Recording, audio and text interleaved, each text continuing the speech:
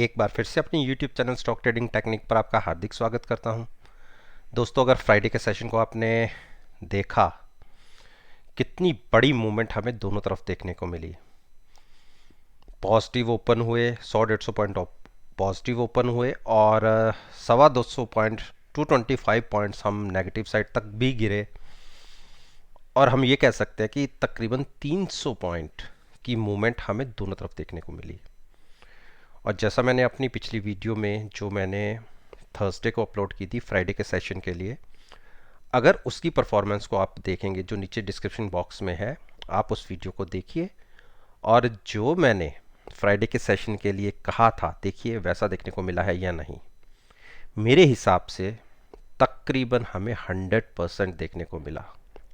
Reason, मैंने जो Nifty के अंदर नीचे की सपोर्ट कही थी कि हमें निफ्टी में आप ये मान के चलिए 13,760 के नीचे जाता नहीं दिखता, ये मैंने साथ में कहा था। और मैंने थर्सडे के सेशन में ये भी कहा था कि हम 800 की पुट बाय करेंगे, 13800 की पुट जो 222 पर हमने बाइंग करने की रिकमेंड किया था। और साथ में 13,780 पे हमने फ्यूचर्स बाय किया था। उसमें हमें तकरीबन, जब हम ऊपर गए फ्राइडे के सेशन में ऊपर खुले, उस टाइम हमें तकरीबन 150 पॉइंट्स का प्रॉफिट हो रहा था। और ये मैंने भी कहा था कि ये एक केवल बाउंस है, बाउंस मिलेगा हमें, जो मैंने थर्सडे की वीडियो अपलोड की थी कि हमें एक बाउंस के लिए बाइंग साइड पे आना चाहिए। और देखिए वो बाउंस हमें मिला। और मैंने ये भी कहा था कि हम निफ्टी में नेगेटिव हैं, एक बाउंस के लिए आप बाय करके चल सकते हैं। और मैं 13760 के नीचे मैंने नहीं सोचा था कि निफ्टी क्लोज होगी, लेकिन क्लोज हुई। अब क्योंकि फर्स्ट फैब को यूनियन बजट है, और यूनियन बजट में अगर आप मान के चले कि अगर कोई भी आपको एनालिस्ट ये बोलता है कि निफ्टी यहाँ जा सकती है, वहाँ जा सकती है, इसमें इंडिकेटर्स कोई काम नहीं करते। जो गवर्नमेंट की पॉलिसीज होती हैं उसके ऊपर निफ्टी रिएक्ट करती है, उसमें हमें दोनों तरफ के टारगेट्स देखने को मिलेंगे। नीचे की तरफ मुझे नहीं लगता कि हम 13,450 को ब्रेक करेंगे। और अगर हम इसके नीचे क्लोज हो जाते हैं तो ये मान लीजिए हम बहुत वीक हो जाएंगे। और ऊपर की तरफ जो टारगेट मुझे लगता है 14,100 और उसके बाद 14,300। 300 के ऊपर क्लोजिंग आने पर एक ज़बरदस्त बाइंग निफ्टी के अंदर देखने को मिल सकती है। और बाकी एफआईएस की एक्टिविटी फ्राइडे के सेशन में तकरीबन 6,000 करोड़ की सेलिंग की उन्होंने, और साथ ही साथ में हमने हमारे डोमेस्टिक इंस्टीट्यूशन ने 2,500 करोड़ की बाइंग की। तो अगर इंस्टीट्यूशनल एक्टिविटी को देखें तो नेट में हमने तकरीबन 4,000 करोड़ की सेलिंग हुई है। तो दोनों तरफ के मूव नीचे, मैक्सिमम साइड जो इंट्राडे में लगता है 13,450, और ऊपर की तरफ मैक्सिमम जो है 14,300। इसके बीच में ही कल की एक्सपायरी मुझे लगती है। अगर हम वीक क्लोज हुए 450 के नीचे तो ये समझ लीजिए उसके बाद हमारा नेक्स्ट टारगेट 13,150 का होगा, लेकिन जिसकी पॉसिबिलिटी काफ़ी कम है। इसके साथ साथ मैंने बैंक निफ्टी के ऊपर भी बात करी थी कि बैंक निफ्टी 13,330 या 300 मान लीजिए उसके नीचे वीक है, और वो 50 डेज मूविंग एवरेज थी। थर्सडे के सेशन में हम नीचे गिरे और वहाँ से एक शार्प रिकवरी, और फ्राइडे के सेशन में वहीं पर खुले और वहाँ से एक sharp recovery, 9 days moving average तक हम गए ऊपर, लेकिन वहाँ पर हमें क्लोजिंग नहीं मिली। वहाँ से हम तकरीबन ये मान के चले कि आधा हमने 50% लूज कर दिया था जो हमने हाइज बैंक निफ्टी में देखे। लेकिन बहुत अच्छी बात रही कि बैंक निफ्टी पॉजिटिव साइड पर ही क्लोज हुई। अब कैसी इसमें मूवमेंट देखने को मिल सकती है, देखिए यूनियन बजट के हिसाब से अगर कल के इंट्राडे की मैं पॉसिबिलिटीज़ की बात करूं तो ऊपर 31,700 और नीचे 20,000 29,100 ये एक ट्रेडिंग रेंज रहेगी। आप ये मान के चलिए दोनों तरफ, ऊपर की तरफ 1100 पॉइंट और नीचे की तरफ 1300 पॉइंट्स, ये ट्रेडिंग रेंज की बात कर रहा हूं।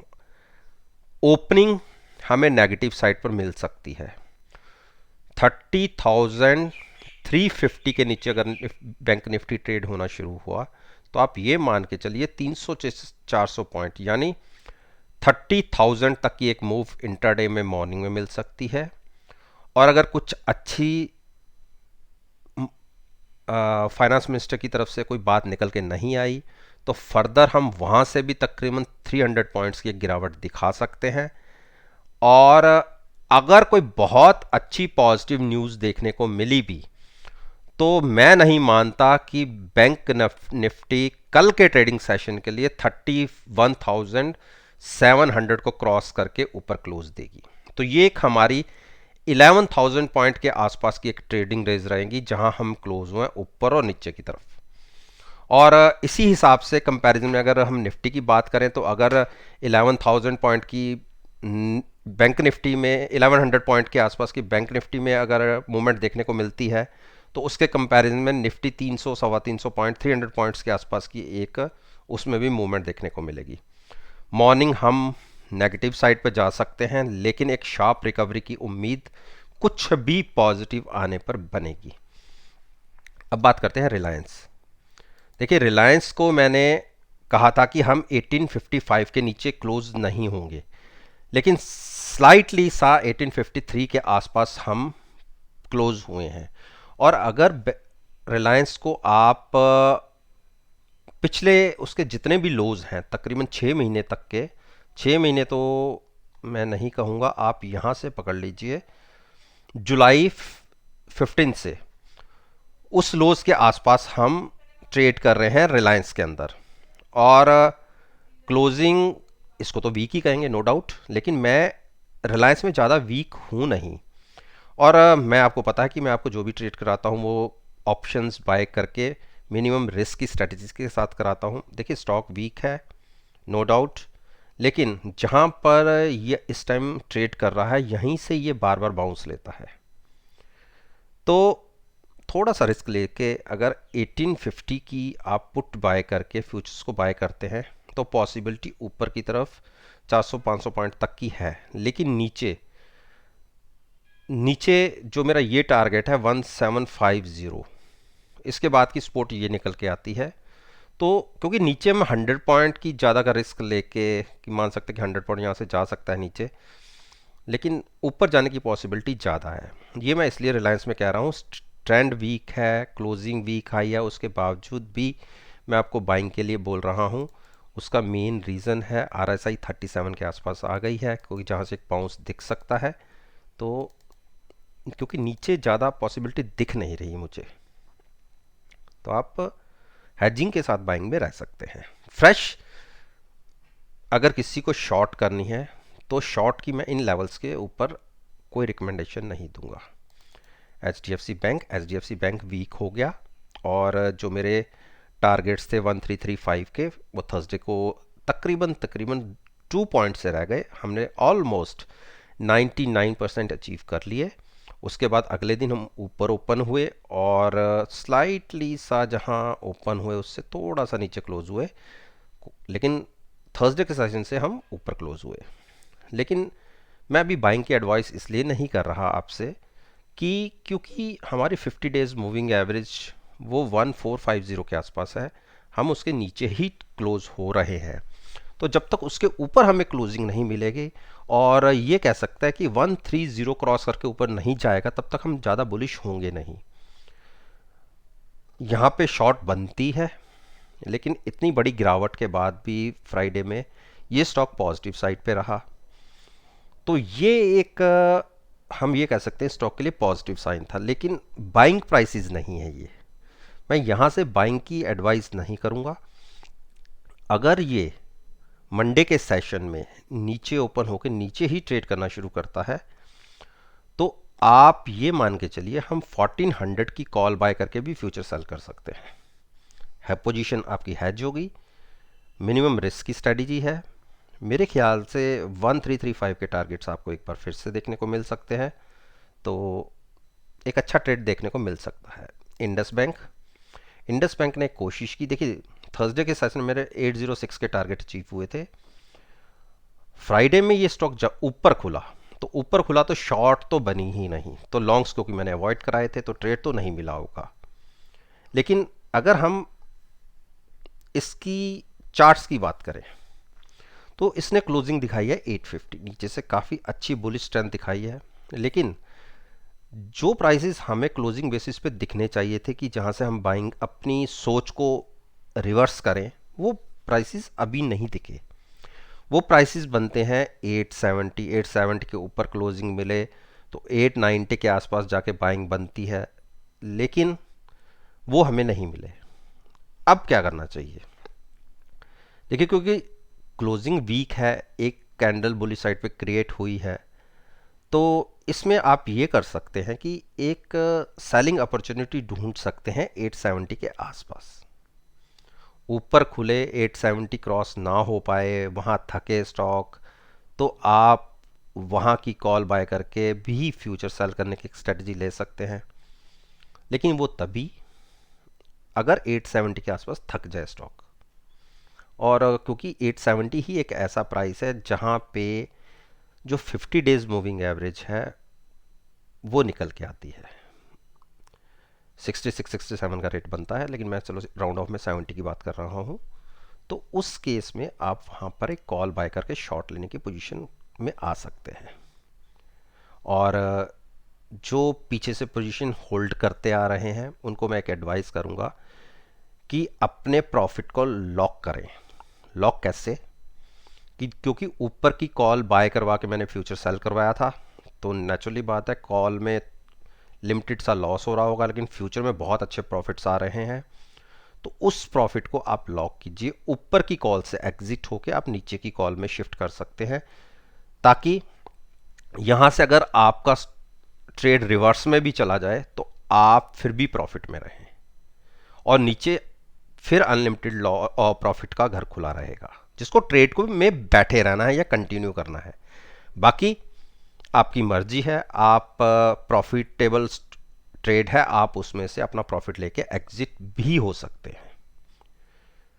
अब बात करते हैं हम H D F C limited की। H D F C limited में देखिए मेरे टारगेट जो नीचे के थे 2460 के, वो अचीव हो गए थे, हम उसके भी नीचे चले गए थे, और उसके बाद मेरा 2380 का टारगेट था जो मैंने देखिए नीचे मार्क किया हुआ है, और इंट्राडे में फ्राइडे में वो अचीव हुआ। तो यहाँ पे आगे हमें क्या करना है? देखिए जिनकी फ्रेश पोजीशन लेना चाहते हैं वो एक बार 2380 के नीचे क्लोजिंग मिले तभी शॉर्ट लीजिएगा 2460 के स्टॉप लॉस के साथ। लेकिन जिनकी पोजीशन पीछे से शॉर्ट साइड पे चली आ रही है, जिनको मैंने कॉल बाय करके फ्यूचर सेल करवाया हुआ है, वो अपनी पोजीशन को कंटिन्यू शॉर्ट साइड पर ले सकते हैं, लेकिन अपने प्रॉफिट को आप लॉक कीजिए। यानी लॉक करने का मतलब है ऊपर की कॉलों से आप नीचे की कॉल पे शिफ्ट हो, 2300 की कॉल बाय 2400 की कॉल बाय करके भी आप फ्यूचर्स में सेल साइड पर रह सकते हैं। यानी यहाँ तक का आपका प्रॉफिट सारा लॉक हो जाएगा, और यहाँ से नीचे अगर फर्दर गिरावट और देखने को मिलती है तो आप और प्रॉफिट में आ जाएंगे। अदरवाइज आप प्रॉफिट में, आपका ट्रेड तो बना ही रहेगा। तो पीछे से जिनकी पोजीशन है वो कंटिन्यू शॉर्ट पर है, फ्रेश जिनको लेनी है वो 2380 के नीचे क्लोजिंग के बाद ही ले। अब बात करते हैं कोटक महिंद्रा बैंक। कोटक महिंद्रा बैंक ने देखिए 1765 के नीचे जैसे क्लोजिंग दिखाई, मैंने यहीं से बता दिया था कि जब इसने 1897 के आसपास के क्रॉस करके नीचे क्लोजिंग दी थी, मेरे को कहा था मैंने कि हमें 1850 के आसपास 45 का तो प्राइस था कि इसके नीचे जाने पे ये स्टॉक और बड़ी गिरावट दिखा सकता है।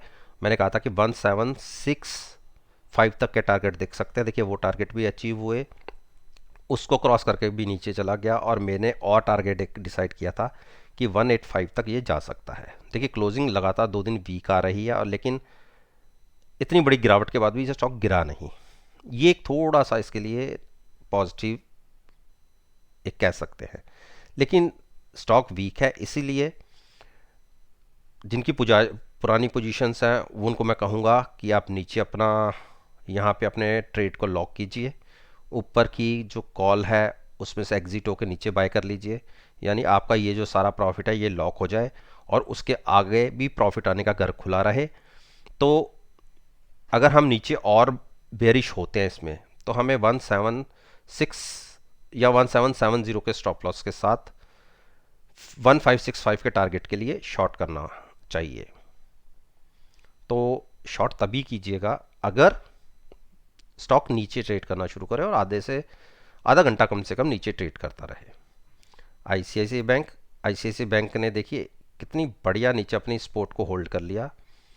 मेरा तो एक बार मानना था कि हम 500 तक जा सकते हैं, लेकिन एक ज़बरदस्त ओपनिंग अपसाइड पर ओपन हुए, गैप अप ओपन हुए और सारे आप ये मानिए कि निफ्टी के अंदर सेलिंग देखी गई, लेकिन ये भी निफ्टी का एक अच्छा दिग्गज शेयर है, लेकिन ये पॉजिटिव साइड पर क्लोज हुआ। ये एक अच्छा स्ट्रेंथ है, तो इसमें हम वेट एंड वॉच की स्ट्रेटजी रखेंगे, इसमें ना बाइंग करेंगे ना सेलिंग करेंगे। तो अभी इसके अंदर हम कुछ नहीं करेंगे। एक्सिस बैंक की क्लोजिंग भी पॉजिटिव साइड पे अच्छी साइड की क्लोजिंग है और 680 तक के टारगेट हैं। और मैंने पिछली वीडियोस में बोला भी है कि 680 के आसपास जाके 680 की कॉल बाय करके हमें फ्यूचर सेल करना चाहिए। इंट्राडे में हम नीचे गिरे भी, 660 के टारगेट दिखे, लेकिन फिर एक स्ट्रेंथ दिखी और हम ऊपर तरफ क्लोज हुए। देखिए स्टॉप पॉजिटिव है, आप देखिए सारी मूविंग एवरेज के ऊपर क्लोजिंग आई है, लेकिन मैं फिर भी रिस्क लेके अगेंस्ट मार्केट मैं स्टॉक को रिवर्स साइड पर ट्रेड कर रहा हूं। 680 की कॉल बाय करके फ्यूचर सेल करने की एक स्ट्रेटजी क्रिएट करना चाहता हूं कि अगर फाइनेंशियल सेक्टर में सेलिंग आई तो ये स्टॉक जिस हिसाब से यहां तक एक बार गिरा था, देखिए 620 तक के भी टारगेट्स इसको दिखे थे, रिजल्ट्स इसके वीक थे, तो मुझे लगता है कि ये स्टॉक एक वीक साइड पर अपनी स्ट्रेंथ दिखा सकता है। स्टेट बैंक ने मेरे 269 के टारगेट अचीव करने के बाद एक अपसाइड की ओपनिंग दिखाई। एक बार जो मेरा 20 डेज मूविंग एवरेज था, मैंने कहा था 292 या 3 के ऊपर क्लोजिंग मिले तो हम बाइंग करेंगे। देखिए क्लोजिंग तो नहीं मिली, वहाँ तक गया जरूर, क्लोजिंग नहीं मिली। क्लोजिंग हमारी जो क्रूशियल लेवल्स हैं उसके नीचे आई हैं, जो 2-3 सपोर्ट्स है। देखिए ये जो मेरी एक ट्रेंड लाइन है अपसाइड की, ये ब्लैक कलर की, इसके ऊपर इसको अगर मैं थोड़ा सा अगर कंटिन्यू करता हूँ आगे, तो आप ये देखिए कि मंडे के लिए इसका प्राइस क्या बनता है। मंडे को है 1 तारीख, उस हिसाब से प्राइस बनता है 295 के ऊपर जाके अगर ये क्लोज हो जाता है तो हम ये मानेंगे कि हम इसके अंदर फिर से पॉजिटिव हो गए, तो हम 300 से अबव के लिए आप ट्रेड ले सकते हैं। लेकिन क्लोजिंग हमें नहीं मिली, लेकिन बिल्कुल बाउंड्री लाइन पर जो सपोर्ट है उसके ऊपर क्लोजिंग आई, तो इसीलिए इसको भी थोड़ा सा भी वेट एंड वॉच की स्ट्रेटजी में रखिए, इसमें कोई ट्रेड ना करें। 295 के ऊपर क्लोजिंग पर हम इसमें बाइंग करना पसंद करेंगे, और नीचे अगर बहुत बेरिश कोई न्यूज़ आ भी जाती है तो 270 के नीचे जाके हम इसमें शॉर्ट करेंगे। आप कहेंगे कि इतने बड़े गैप में तो कोई भी ट्रेड कर सकता है, कि इसमें मास्टरी क्या हुई। बिल्कुल मैं आपकी बात से सहमत हूँ, लेकिन इस ट्रेडिंग रेंज के बीच में मैं ट्रेड करना पसंद नहीं करूँगा। तो यही चाहूँगा कि आप भी कोई इस ट्रेडिंग रेंज के बीच में ट्रेड ना करें तो अच्छा है। वैसे भी इवेंट है, एक बार इवेंट निकल जाए तो उसके बाद पूरा साल पड़ा है, आप कभी भी ट्रेड करिए। तो दोस्तों ये मैंने बैंक निफ्टी और बैंक निफ्टी के जो अच्छे कंपोनेंट्स हैं, जो अच्छी वेटेज रखते हैं, उसके ऊपर मैंने अपना ओपिनियन आपके साथ शेयर किया है। और मेरा मानना है कल इतने बड़े इवेंट के बावजूद शाम को आप मेरी वीडियो को मार्केट की मूवमेंट के साथ एनालाइज करके देख लीजिएगा। यकीन मानिए आपको बहुत अच्छे पॉजिटिव रिजल्ट्स देखने को मिलेंगे। वीडियो अच्छी लगी हो तो लाइक ज़रूर कीजिए, शेयर कीजिएगा और मेरे यूट्यूब चैनल को सब्सक्राइब करना मत भूलिए। इस बात के साथ मैं आपसे विदा लेता हूँ और एक नई वीडियो के साथ फिर से आपके सामने आऊँगा। तब तक के लिए धन्यवाद।